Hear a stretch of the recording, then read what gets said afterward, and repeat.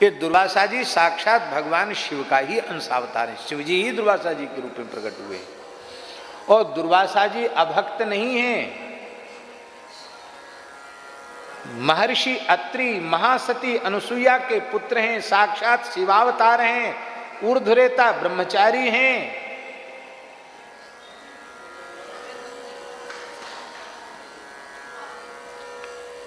एक पुराण में दुर्वासा जी के भी ब्याह की कथा है। हाँ, कौन से पुराण में बताओ? अब मदन बाबा हमारे होते तो तुरंत बता देते, क्योंकि वो ऐसी चीज़ें याद रखते थे। हमारे साथ एक संत रहते थे मदन बाबा, अभी भगवान की लीला में चले गए। बाबा सेवा का परिणाम क्या होता है, अंतिम श्वास तक सेवा करते हुए भगवत धाम गए, किसी से एक गिलास पानी नहीं लिया और भगवत स्मरण पूर्वक उन्होंने देह त्याग किया।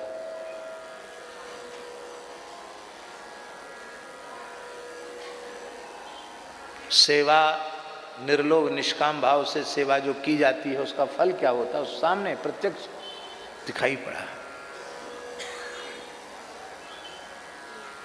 तो पुराण में हमने सुनाया था बाबा को, तो अभी हमारी डायरी में कहीं लिखा हुआ है।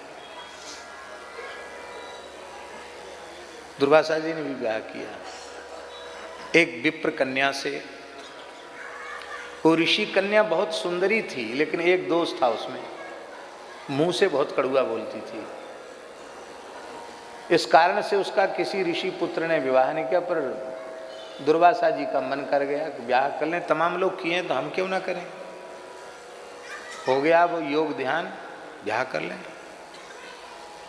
और दुर्वासा जी भी एक ठंडा हो और एक गर्म हो तब तो निभ जाती है, और दोनों ही गर्म हो तो भाई फिर तो खतरनाक हालत हो जाएगी। ऋषि ने कहा कि मेरी ये कन्या है, बस इसमें एक ही दोष है कि ये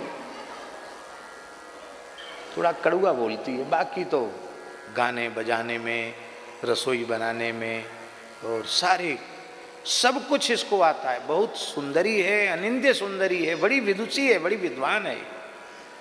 कमी इतनी है कि ये कई बार बहुत कड़ुआ बोलती है।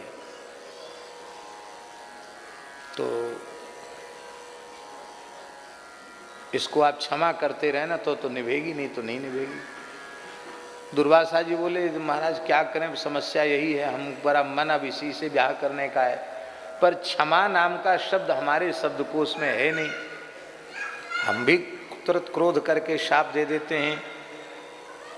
तो ऋषि ने कहा कि देखो भाई, ब्याह करने के लिए बहुत पापड़ बेलने पड़ते हैं, कुछ ना कुछ तो नरम बनना पड़ेगा आपको। दुर्वासा जी बोले ठीक है, 100 अपराध करेगी तब तक हम जैसे तैसे सहन करेंगे, उससे एक ज्यादा किया फिर हमको दोष मत देना। अरे बोले ऐसी कोई बावरी थोड़ी जो अपराध करती चली जाएगी। वो गई, कुछ भी बात होए तो गुस्सा में बोले भगवान की लीला। दुर्वासा जी ने कहा देख देवी 99 हो गए, दो चार और उसने तुरंत क्या करेगा, 99 हो गए। इतना अभी ब्याह ही हुआ था महाराज, हाँ वो लेके ही गए थे, इसी में इतने 100 की गिनती पूरी कर ली।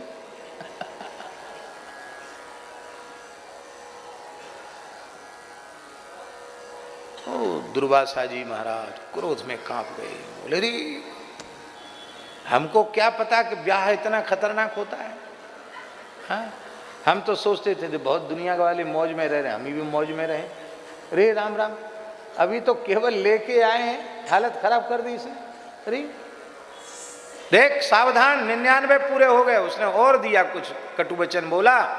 दुर्वासा भस्मी भव सुदुर्मते, अरे दुर्बुद्धि तू भस्म हो जा। इतना कहते ही वो भस्म हो गई। राख की ढेरी हो गई दुर्वासा जी की बात।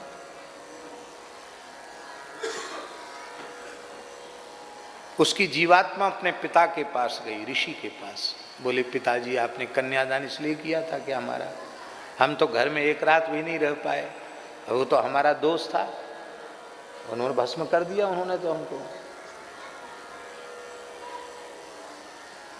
ऋषि आए, बोले तो आपने बहुत गलत किया, आप भस्म कर सकते हैं तो भस्म की ढेरी से पुनः उसको उत्पन्न भी कर सकते हैं। मैं अपनी बेटी का वियोग, बहुत दुखी हूं मैं बेटी के दुख में, आपने ऐसा कर दिया, ठीक नहीं किया। दुर्वासा जी बोले एक बार में ही हमारी इच्छा पूरी हो गई, अब हमको द्वारा कभी सपने में भी ब्याह की इच्छा होनी नहीं, इसलिए हम इसको अब दोबारा जिंदगी तो करेंगे नहीं, फिर हमारे गले ही पड़ेगी। हमको तो हो गया वैराग्य, पूरा हो गया, अब जीव इसको द्वारा उत्पन्न तो हम करेंगे नहीं। तो नहीं करोगे तो मैं शाप देता हूं, तुमको भगवान के एक भक्त के द्वारा परास्त होकर के पूरे ब्रह्मांड में चक्र काटना पड़ेगा। ये ब्रह्मांड पुराण की कथा है, और उस ऋषि के शाप से उनको ये घटना घटी, ऐसी बात उस पुराण में आई है। पर मेरी बेटी के साथ न्याय करो।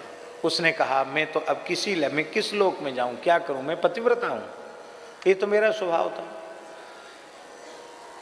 तब दुर्वासा जी ने कहा ठीक है, मैं तुम्हें भगवान की प्रिय बना देता हूं। और दुर्वासा जी ने संकल्प किया और उसी कन्या की भस्म की ढेरी से एक वृक्ष प्रकट किया, जिसको कहते हैं कदली। क्या कहते हैं? कदली। यहां क्या कहते हैं आसाम की भाषा में उसको? हैं? बोल हैं? ओल बोलते हैं, ओल।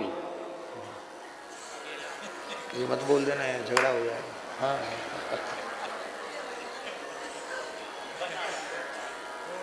जिसको अंग्रेजी वाले लोग बनाना कहते हैं ना, संस्कृत में कहते कदली फलम, कदली फल। ये भगवान को भोग में अत्यंत प्रिय है। किसी भी देवता के नैवेद्य में कदली फल आवश्यक है। किसी भी मंगल उत्सव में कदली के स्तंभ रखे जाते हैं। तो तुम्हारे बिना न कोई भगवान का उत्सव संपन्न होगा, ना यज्ञ संपन्न होगा, ना भगवान का नैवेद्य संपन्न होगा। तुम भगवान को प्रिय हो जाओगी। पर तुमने हमको 100 गाली दी है, उसका परिणाम भी भोगना पड़ेगा। क्या? जब तक तुम्हें काटा नहीं जाएगा तब तक तुम फलोगी नहीं। काटे पे कदरी फरे कोटि जतन को सींच, और विनय न मान क्या डांटे पे नवनीच। कैसा है पूरा? बताओ भाई।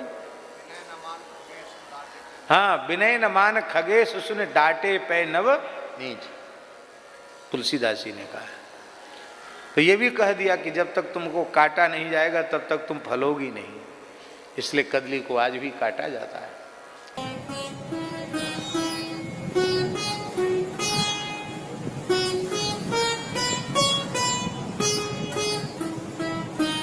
श्री सीताराम प्रतिदिन सत्संग एवं दर्शन के लिए श्री महाराज जी के ऑफिशियल चैनल को जरूर सब्सक्राइब करें।